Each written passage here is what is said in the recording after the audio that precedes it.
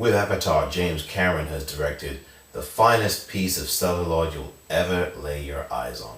It is gorgeous to look at. For almost 3 hours we are transfixed in another world completely as we look through 3D glasses at a spectacular vision, unparalleled in filmmaking history in many respects, and it is a revolutionary effort from James Cameron, who will certainly deserve to be saluted for what he's done here.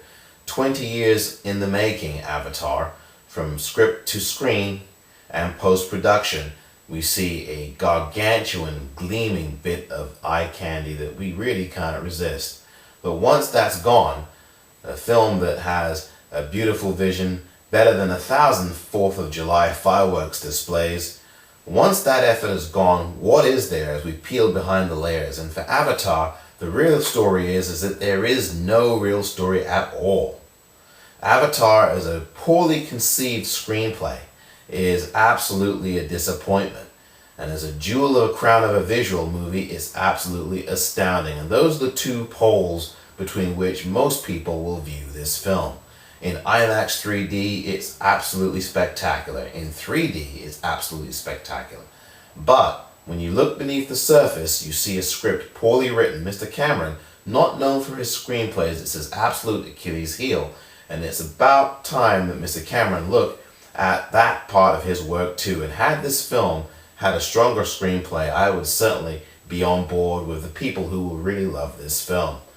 The story takes place in Pandora, at least much of it does, as the US military and a team of scientists go to do research on the Na'vi who inhabit the planet of Pandora.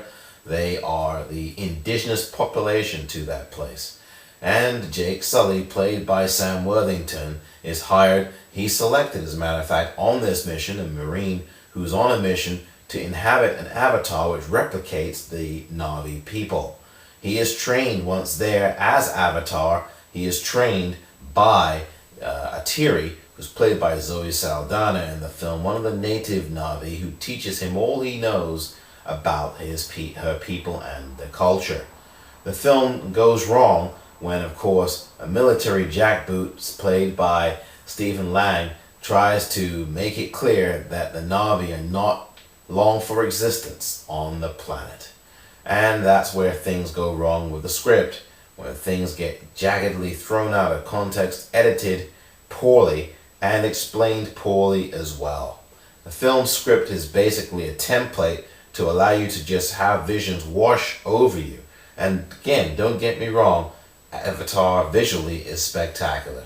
And again, it's a marvelous adventure, but it's flawed, deeply flawed. And the one other thing that's flawed about it is its politics. Well, Mr. Cameron does his job making points about war and about peace and about the environment, but he also trots out a figure that Hollywood is all too comfortable with, the all-knowing noble savage type, the man whom, when he comes to confront the bad deeds that his people have done, turns around to try and help out the people that his own group of people have vanquished. In this case, you can compare this film to films like Dances with Wolves, The Last Samurai, and District 9, and in particular those prior two films I mentioned, where the white man at the center of the crisis has a crisis of conscience after his people in the battlefields have done devastating damage to the indigenous populations, has a crisis of conscience and decides to turn around and help out the people that his group destroyed.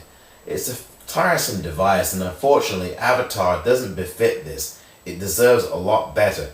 And Mr. Cameron, who worked so hard on this film, so hard to produce an amazing visual adventure that we'll never forget, fall down on his own petard and a huge Achilles heel, his screenplay. A screenplay that would have been half as good as the visuals would have been a real reason for me to like this film a lot.